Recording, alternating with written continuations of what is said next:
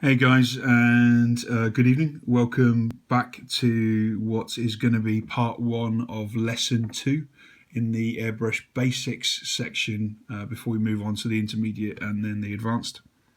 Before I start waffling again, I really want to just say thank you. I obviously wanted to do this because I thought it might be useful to people, but I thought a few people would tune in, and I've been absolutely blown away by how many people have taken the time to listen to me ramble about this. So you've provided me with some distraction, and it's really nice to feel a bit appreciated. So thank you very much for taking the time to message me and comment and basically be very supportive. I hope I continue to deliver something useful for you. So lesson two is called All the Gear, No Idea. And that's basically how I started off. So when you go onto eBay or Amazon or into any kind of art shop or anywhere you can buy airbrush gear, most of us, let's be honest, have a quick peruse around eBay. There are a million and one different things in the airbrush category that look shiny and exciting, and you probably think I end up needing those. So what I want to do is cover off the stuff that is often bought when it's not needed, and to cover off the stuff that is needed, and then to explain what some of these random looking parts actually are, and whether you need them or not. So I'm going to focus on this in this session specifically on, again, as always, Harder and Steenbeck airbrushes, but the parts are, these parts down here are Harder and Steenbeck parts. All of this stuff is generic apart from these brushes. So let's start off. When you go to airbrush, you're going to need a couple of things as an absolutely mandatory thing. So you're going to need something to clean your airbrush with. The internet is full of different types of airbrush cleaners and different pots and machines and all sorts of things that you can use to clean an airbrush. You don't need them. This is, again, personal recommendation. What you do need is this. It is Media Airbrush Cleaner, or Media Airbrush Cleaner.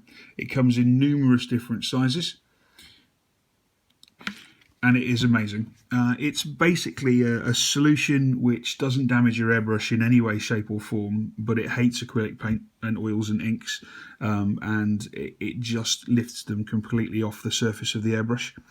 I've found this is the best cleaning product to use, specifically through trial and error, and also the way I've learned to clean my airbrushes, which we'll talk about again later, is ideally suited for this because it's so minimal effort. You can put this through your airbrush to change colours, and lots of people will do. I wouldn't want to be breathing this stuff in. So I'm going to teach you, as we get round to painting, how to clean an airbrush to switch between colours without using any airbrush cleaner at all and without breathing in anything that's toxic or horrible. But that's a life hack, and we'll cover that off later. The next thing you're going to need is a different brand this time. It's good old Vallejo, and this is Vallejo Airbrush Thinner. I've tried every airbrush thinner on the market within reason for acrylics and oils, and the reality is Vallejo is the best. It's also the one that works the best with everybody else's paint brands. So Scale 75, Vallejo, Games Workshop, P3, they all respond really well to Vallejo Airbrush Thinner. And if you're going to be putting expensive paint through an expensive airbrush, you want to make sure that it's not going to react with the thinning medium that you're putting in. So I can tell you now, because I've used them all, Vallejo Airbrush Thinner does not react with any of the acrylic-based paints that you will be using on a regular basis. Next up, you got lube. Now, we talked about this in lesson one. The best lube, I think, on the marketplace is Iwata Super Lube. And you're going to need a lot of this. One of these pots will probably last you until the dawn of the next ice age. Next up, you're going to need brushes to get in and clean your airbrush with. Brushes are essential, even if you soak the airbrush or you choose to be really fancy and have a sonic cleaner, which don't work, by the way. This set of brushes is going to be absolutely vital. And you've got two options. So I'm a Harder and Steenbeck fanboy, so of course I spent the money and bought all the Harder and Steenbeck brushes.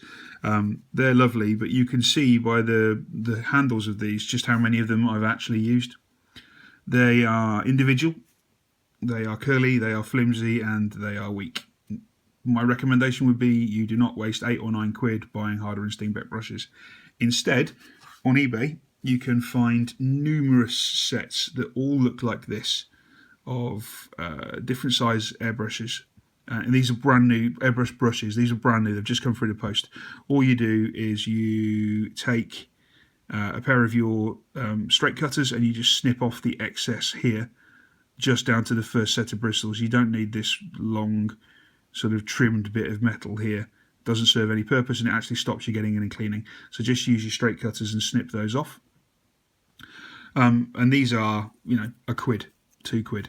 And they're ideal because they're all sorted together. And I buy one of these every 6 months, because by the time I airbrush a lot though, but by the time I've used it for 6 months, they're starting to look a bit sad and tired. What often comes with these on eBay is this.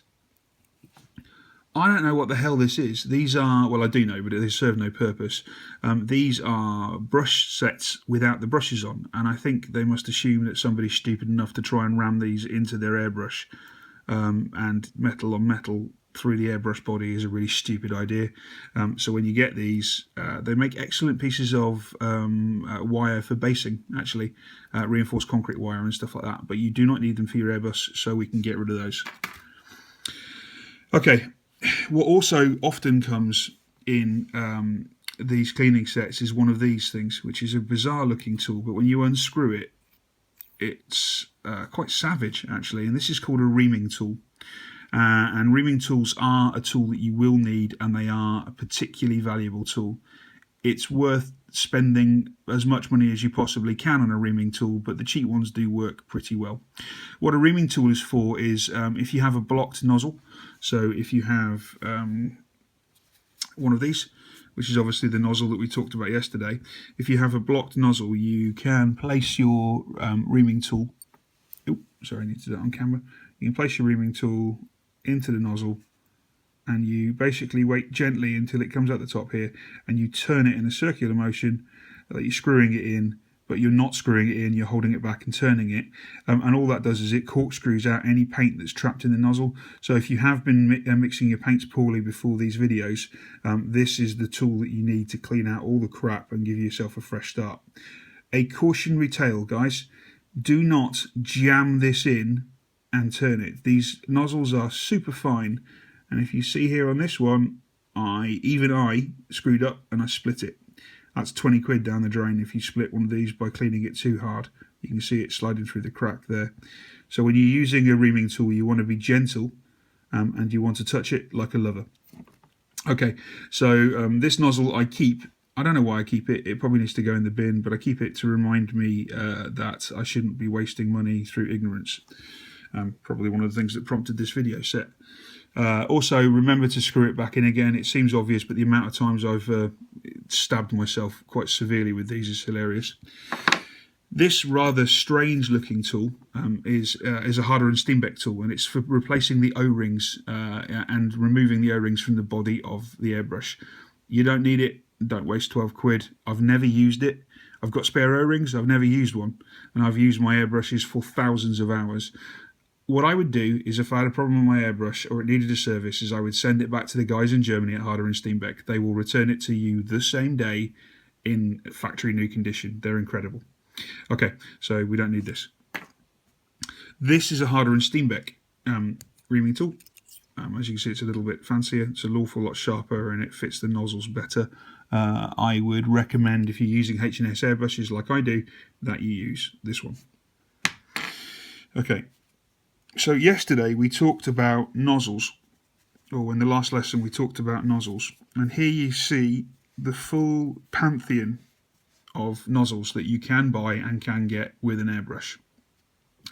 And it's important to understand what you need them for. So this one is an artist's nozzle, and it's designed for you to hold it at a consistent distance from a piece of paper and slide it around. Ergo, utterly useless for miniature painting. You don't need it.